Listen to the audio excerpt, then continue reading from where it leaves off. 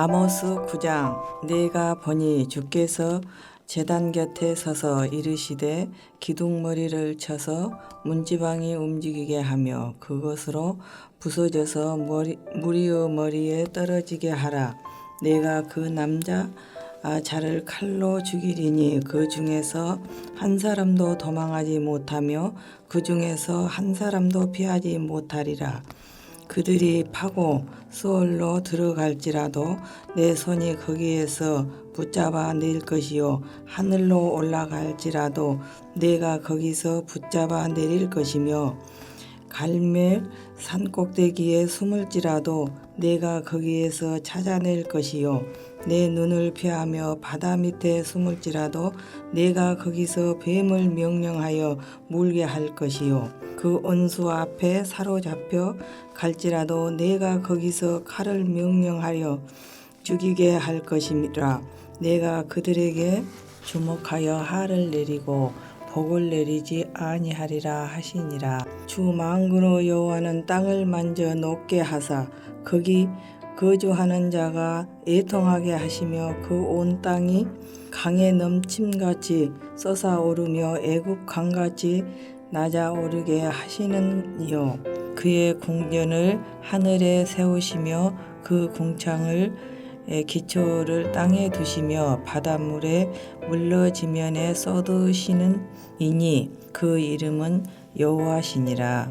여호와의 말씀이니라. 이스라엘 자손들아 너희는 내게 구스 족속같이 아니하냐.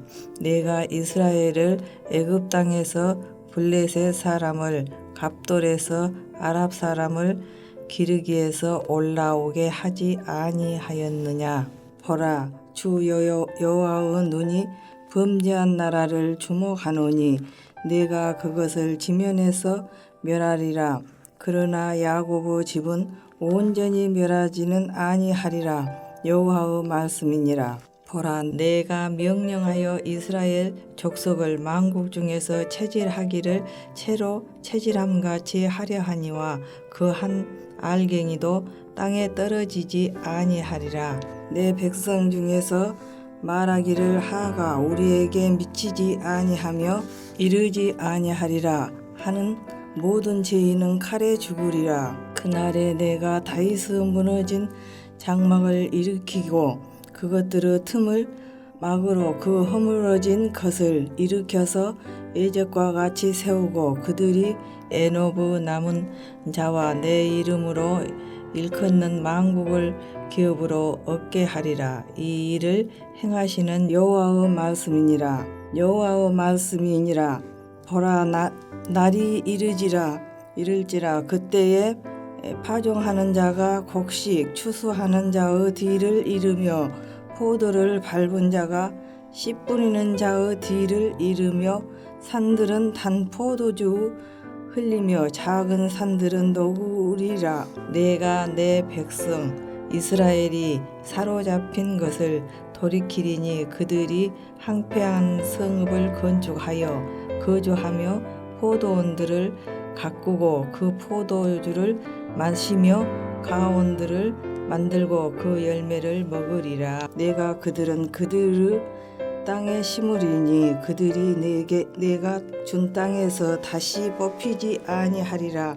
내 하나님 여호와의 말씀이니라.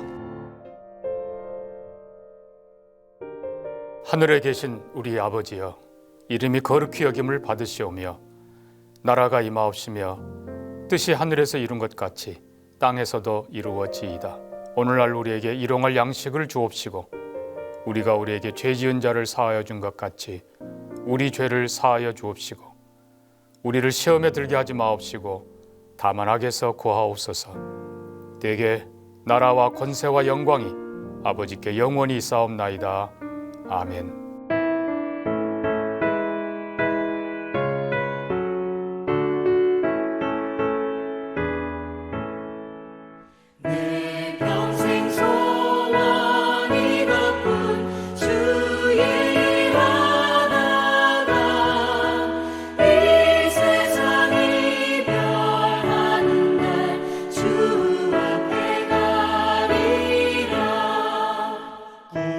같이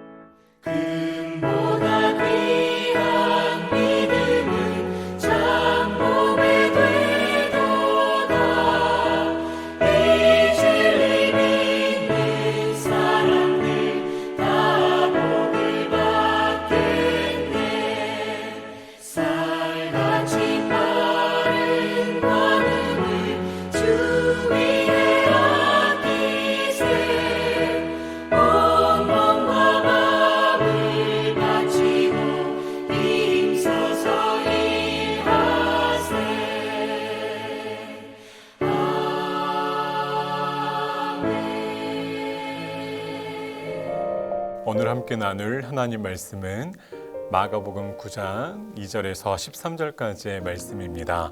말씀 중에 2절에서 7절까지의 말씀 봉독하겠습니다. 엿새 후에 예수께서 베드로와 야고보와 요한을 데리시고 따로 높은 산에 올라가셨더니 그들 앞에서 변형되사 그 옷이 광채가 나며 세상에서 빨래하는 자가 그렇게 희게할 수 없을 만큼 매우 희어졌더라. 이에 엘리야가 모세와 함께 그들에게 나타나 예수와 더불어 말하거늘 베드로가 예수께 고하되 랍비여 우리가 여기 있는 것이 좋사오니 우리가 초막 셋을 짓되 하나는 주를 위하여 하나는 모세를 위하여 하나는 엘리야를 위하여 하사이다 하니 이는 그들이 몹시 무서워하므로 그가 무슨 말을 할지 알지 못함이더라. 마침 구름이 와서 그들을 덮으며 구름 속에서 소리가 나되 이는 내 사랑하는 아들이니 너희는 그의 말을 들으라 하는지라. 아멘. 오늘도 하나님의 사랑이 우리 모두와 함께 하시기를 바랍니다. 천재 작곡가로 알려진 모차르트는 자신에게 음악을 배우러 오는 모든 사람들에게 똑같은 질문을 했다고 합니다. 당신은 이전에 음악을 배운 적이 있습니까? 그래서 음악을 배운 적이 있는 사람에게는 레슨비를 2배로 받았다고 합니다. 그런데 음악을 전혀 배운 적이 없는 사람에게는 레슨비를 절반만 받았습니다. 그래서 사람들이 모차르트에게 물었습니다. 왜 당신은 이렇게 차별적으로 레슨비를 받습니까? 그러자 모차르트 이렇게 말했다고 합니다. 음악을 배운 사람 중에 음악에 대해서 잘못 알고 있는 경우가 너무나 많습니다. 그것을 바로잡으려면 2배나 힘이 듭니다. 그래서 레슨비를 2배로 받아야 합니다. 하지만 음악을 전혀 모르는 사람들은 내가 원하는 대로 쉽게 가르칠 수 있습니다. 신앙생활도 비슷한 점이 있습니다. 많은 분들이 자신이 알고 따르는 신앙의 경험과 지식을 가장 중요한 것으로 간주합니다. 그리고 스스로의 신앙생활에 만족하고 믿음 생활을 바르게 하고 있다라고 생각합니다. 성경의 가르침과 성경의 원리가 아니라 자신의 종교적인 경험과 감정이 기준이 되는 것입니다. 그러면서 스스로 자신의 신앙 생활은 훌륭하다 착각하는 것입니다. 이런 분들에게 바르고 온전한 복음이 무엇인지 전하는 것은 생각보다 훨씬 어려운 일입니다. 오늘 본문도 마찬가지입니다. 오늘 본문은 우리에게 잘 알려진 말씀입니다. 소위 변화산 사건입니다. 이 본문을 바르게 해석하려면 마가복음 8장 후반부의 말씀과 연결지어서 이해해야 합니다. 예수님은 제자들에게 질문하십니다. 너희는 나를 누구라 하느냐? 그러자 베드로가 이렇게 고백합니다. 주는 그리스도이십니다. 예수님은 베드로의 신앙 고백을 들으시고 처음으로 앞으로 일어날 예수님의 십자가와 부활 사건에 대해서 말씀하십니다. 이 과정에서 베드로는 예수님께 강력하게 항의하고 따지고 반대합니다. 어떻게 예수님, 스승님께서 제자인 우리를 두고 십자가에서 돌아가실 수 있으십니까? 이게 말이나 되는 이야기입니까? 따져 묻는 것이죠. 베드로는 강력하게 항의합니다. 예수님, 저는 예수님께서 그렇게 돌아가시는 것 내버려 둘 수 없습니다. 강력하게 이야기합니다. 그러자 예수님은 베드로에게 강력하게 또한 꾸짖습니다. 33절입니다. 사탄아, 내 뒤로 물러가라. 네가 하나님의 일을 생각하지 아니하고 도리어 사람의 일을 생각하는도다. 다시 오늘 본문 9장 2절입니다. 2절은 엿새 후에라는 말로써 예수님과 베드로의 문답과 불편한 사건이 일어난 지 6일 후에 예수님께서 변화산, 높은 산에 오르셨다라고 이야기합니다. 베드로는 예수님을 그리스도로 고백했지만 아직도 여전히 예수님이 어떤 분이신지, 예수님이 누구이신지 정확히 몰랐습니다.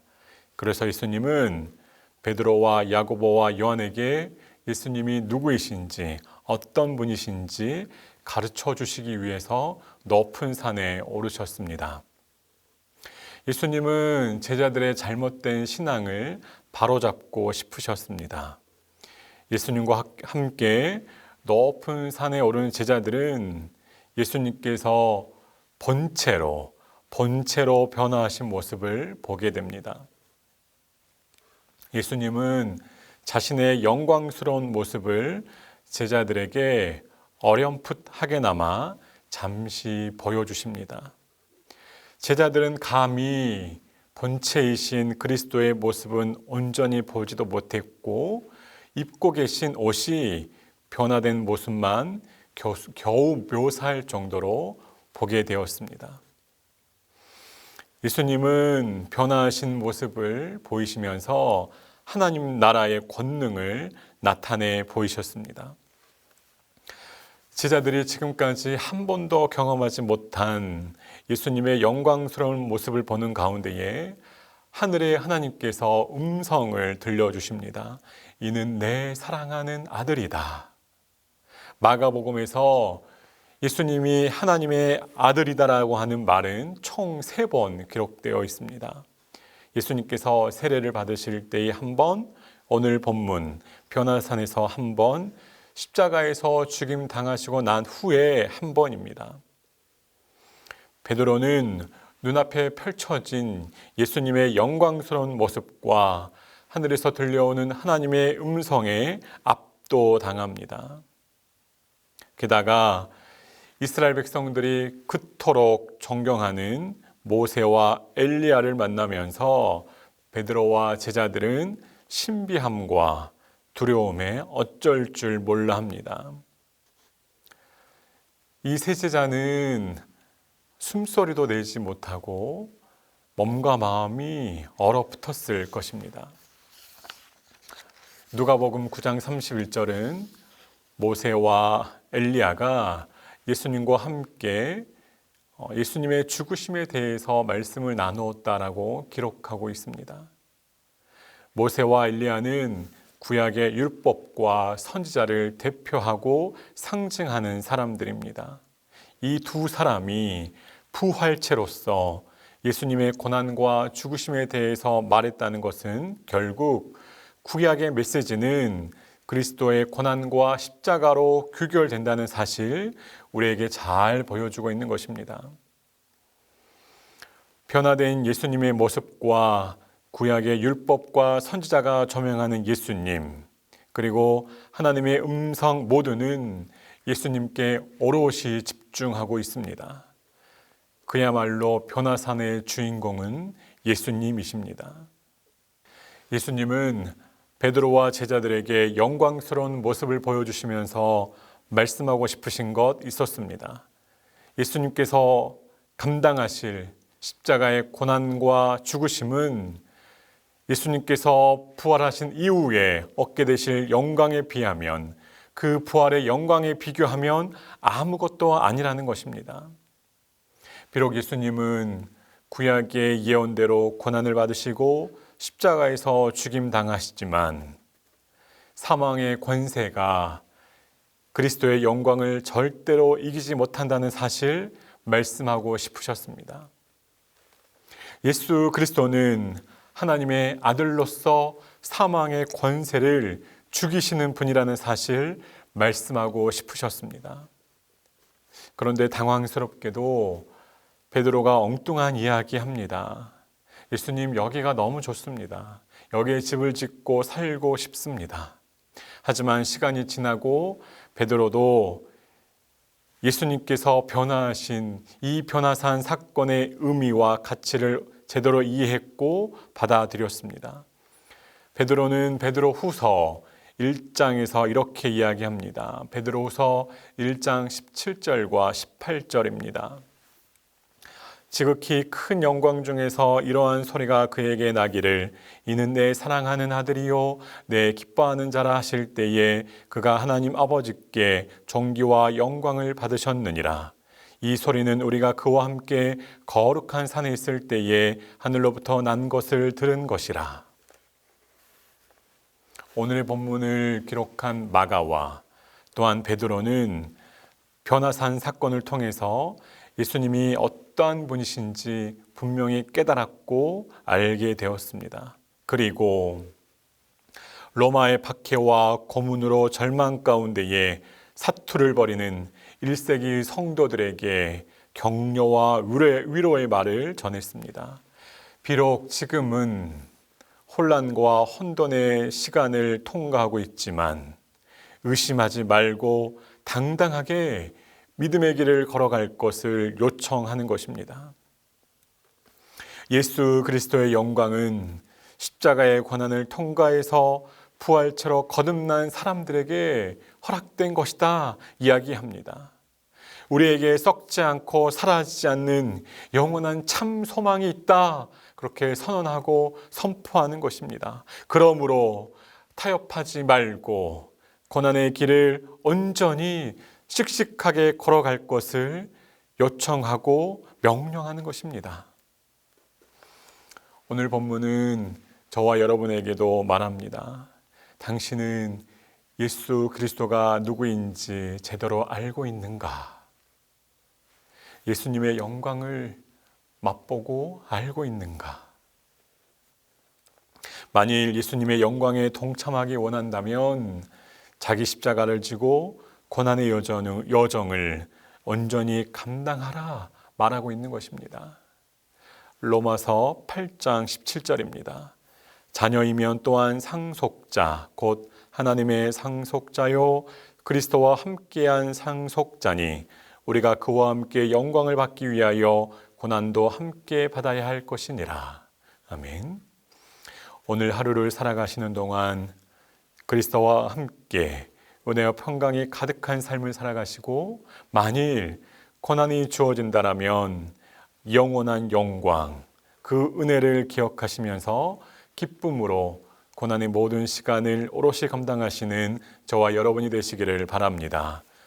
함께 기도하시겠습니다. 하나님 아버지, 우리가 그리스도의 영광 가운데에 참여하고 싶습니다. 또한 그리스도께서 감당하셨던 그 고난의 여정을 우리가 믿음의 힘으로 온전히 감당하고 싶습니다. 우리를 지키시고 보호하시는 그 은혜 가운데에 우리에게 허락되어진 우리의 십자가를 제대로 감당하며 하나님 나라로 행진하는 오늘의 한날을 살게 하여 주옵소서. 감사드리옵고 예수님의 이름으로 기도합니다.